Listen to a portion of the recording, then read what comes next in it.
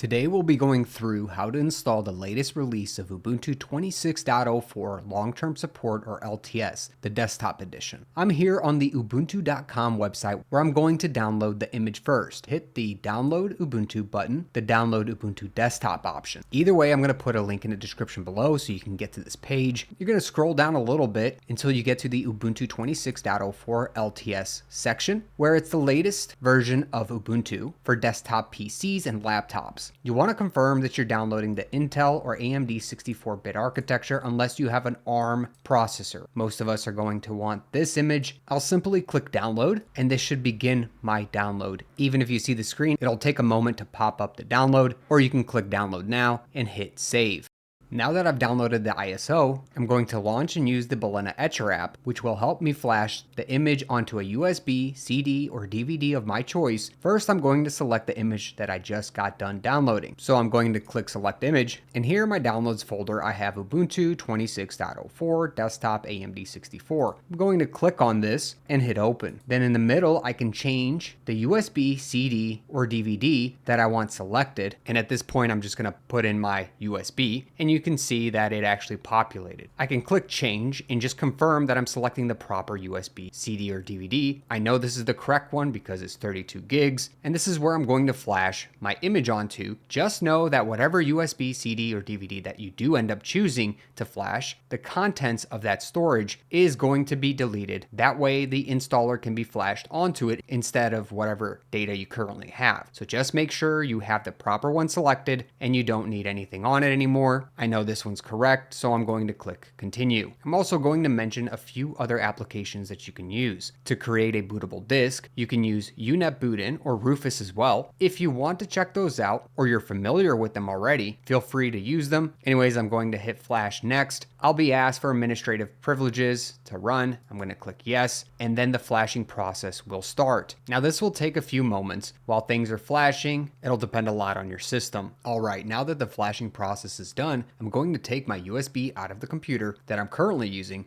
and go over to the computer where I actually want to install Ubuntu. And then I'm going to start by setting up a couple things. And on my computer, when it's first loading up, it's going to ask whether I want to boot into BIOS. The key for my BIOS is F2 or the delete key. Yours might be something different. In order to get into BIOS, make sure to look it up for your particular motherboard or computer. So since mine is a newer UEFI based BIOS, yours might be different, but I can use the mouse in mine, making it a little more convenient.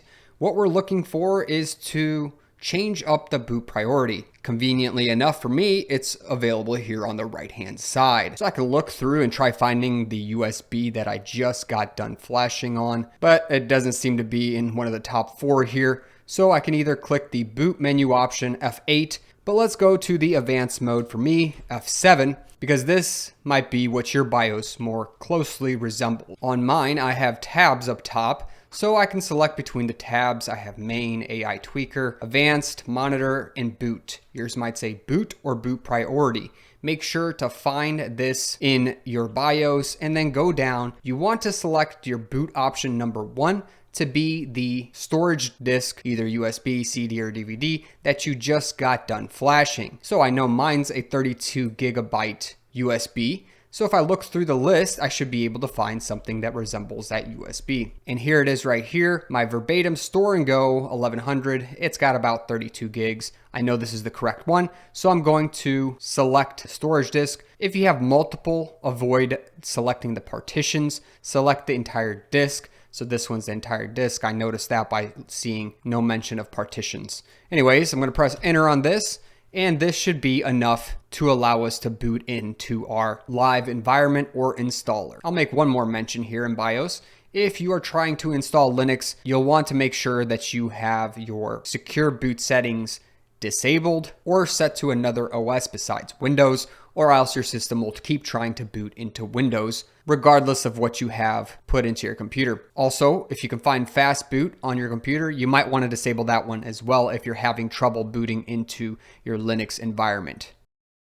Alright, and if you made it this far, make sure to smash that like button for me and subscribe below. And if you're not sure that you're ready for Linux quite yet, you can check out readyforlinux.com, where you can take a quiz and get a recommendation based on your app, game, and hardware requirements. This is great for newcomers to Linux. Check it out today. Anyways, back to our install process. You're ready to officially install Ubuntu. There's a few options for you here. You might have actually passed this up, as the default option is to try and install now. If you're having issues loading, you might want to go down and try the Ubuntu Safe Graphics options. This is for NVIDIA graphics card users, but most of the time now you can just go with try or install Ubuntu, the first option, and press enter. Give it a moment while the system loads up. Right now we're being greeted by the welcome to Ubuntu screen, which is the official installer here. We're ready to start installing things and selecting. Now you might have a different option where it says try or install Ubuntu. You can choose either, or just know that the installer will be on your desktop or in the dock, so you can select it as well from there if it doesn't launch automatically. With installer up, let's first select what language you want to use. I'm going to use English. Select your own and then hit next. Following that, if you need any kind of accessibility settings enabled, you can go through and select whatever you need under the different categories of seeing, hearing, typing, clicking, and zooming, and then click next. Following that, we're asked about our keyboard layout. If you're uncertain, you can use the detect tool and you can test below. The default is correct for me, so I'm going to hit next. Now we can select how we're going to connect to the internet. So either you're connecting to Wi-Fi or a wired connection, whichever you have. Make sure to select the proper Wi-Fi SSID and then put in your password, or use a wired connection. We will need internet access to install a few extra things, so you'll want to make sure you do have internet access. You can still install Ubuntu without actually having internet access, but usually you can get a little bit better driver support if you do have access. Then we're going to click next, and now we're ready to install or try Ubuntu. Of course, we're here to install it, so that's what we're going to select and hit next. And now we have three options. We're going with the interactive install. This is the step-by-step guided method, and as default, that's what we want. Hit next. We do have a couple options about which applications we want to start with. The default selection means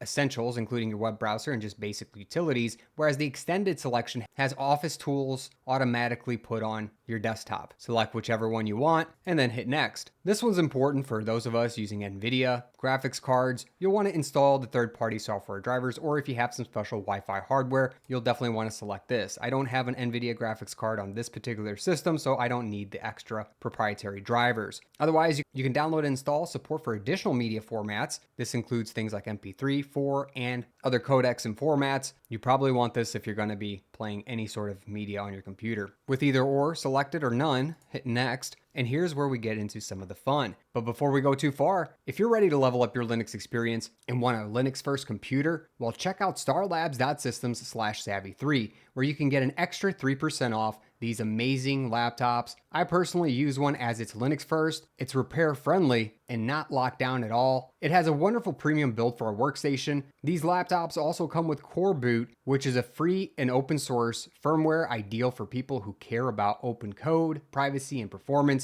That way you know what your computer's actually running in the background on your hardware. No telemetry. Anyways, you can get your new workstation today at starlabs.systems/savvy3. You can also use code SAVVY3 at the checkout for an extra 3% off. With these two options, you can either select the erase disk and install Ubuntu, or the manual installation. Of course, make sure that you have a complete backup of any files or data that you have on your disk before you go and erase it. Most of us are going to have a clean disk already ready. Just be forewarned, as a lot of people will go with this option. I'm actually going to go with the manual install option and set up the partitions by myself, which will help me choose how the system is customized. I'm going to hit next. You'll notice first that there's a storage disk here that's completely unformatted. That's what this SDA stands for. So think of this as a unformatted disk, the overall disk, with around 277 gigs available here. So first thing I want to do is select my overall storage disk and go down to device for bootloader installation. This is where the bootloader is going to be installed, and we want that to show up first, so it automatically creates a partition here for us. It says SDA1. It's going to be FAT32 format, and its mounted point is boot EFI. This is because I have EFI based BIOS, and yes, I do want it formatted. It's going to automatically try to reserve a gig for me. I can also change this amount if I wanted to by clicking change and making it larger. For some of us who want more space, we can actually make this a bit bigger, doesn't really matter. 2 gigs is fine. The default's fine too if you're not planning on dual booting a bunch of systems or something like that in the future. Either way, know that the option is there for you. And just to break this down for you,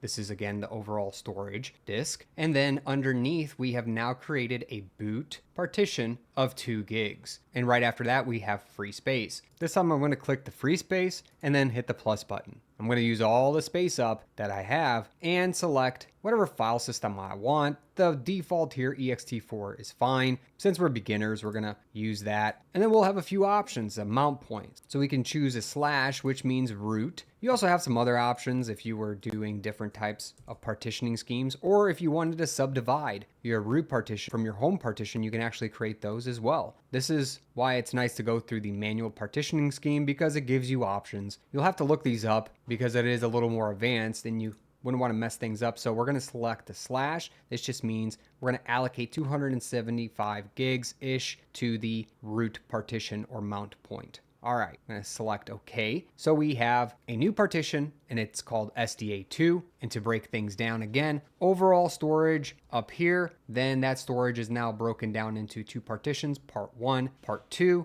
where we have our boot partition and then our root partition. That's it. We're pretty much ready to go at this point. Again, make sure you have a default device selected for your bootloader. And if you have multiple storage disks, absolutely make sure you're selecting the one that has the free space that you're actually creating partitions on. So this says SDA, that matches SDA above. That's where my boot partition is getting installed. If you select the wrong one, let's say you have multiple storage devices and you select the wrong one for the device bootloader, that could mess up the bootloader for a different storage disk where you have a different operating system on. Just double check. Now, we used to historically also make one last partition, and it's called the swap partition, which would go under here. It could be SDA3 and it'd be a type swap, but we're not going to do that because swap files are a thing and they're much easier to manage and they're just better to use, as that's how modern day swap is allocated. I have a different video on that, so you can go check that out. This is after you install everything, you can go and create a swap file instead of having to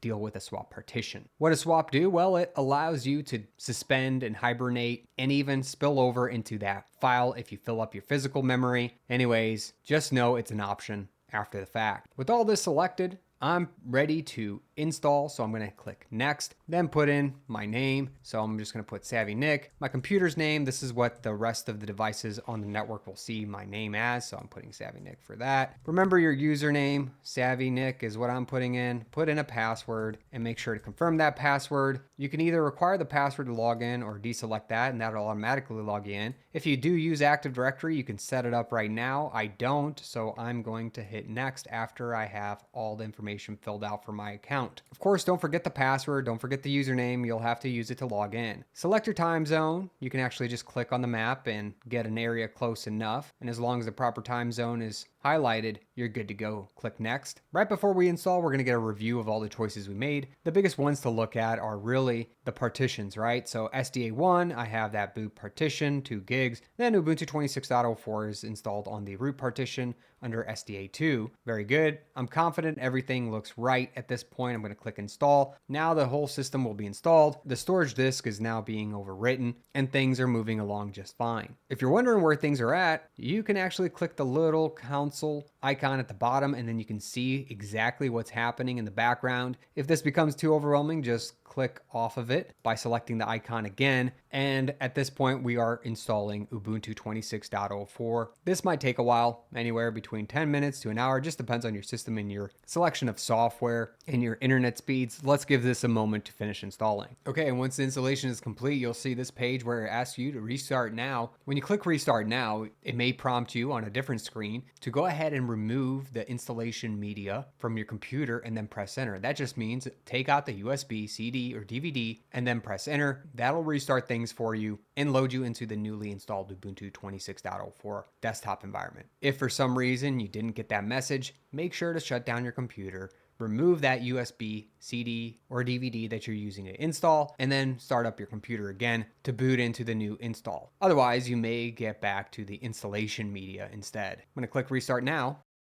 You may be asked to log in with your user. If you had that checkbox selected, just use the username and password that you set up during the installation, and then you should be welcomed by this welcome screen where it says welcome to Ubuntu 26.04. We'll go through this real quick, and then I'll show you some essentials to install right away so you can navigate around Ubuntu and get a feel for how to install applications. Let's go through this real quick. I'm going to hit next. You can turn on location services if you want to let applications know your location. I'm not. You can select whether you share information with Ubuntu. By default, nope. Then I hit next. Now you can select the dark theme or the default light theme. I like the dark theme, so I'm going with that one, and then select an accent color. Finally, open the App Center, which we will be doing in a moment. And finally, you have your newly installed Ubuntu 26.04 LTS ready to go. I'm here on my desktop. On the left-hand corner, I have my dock. You can set all this up in preferences and whatnot and theme it however you want, but I'm going to keep the default here and go straight to the App Center because this is where all the fun apps are located. Let's install Discord by searching for it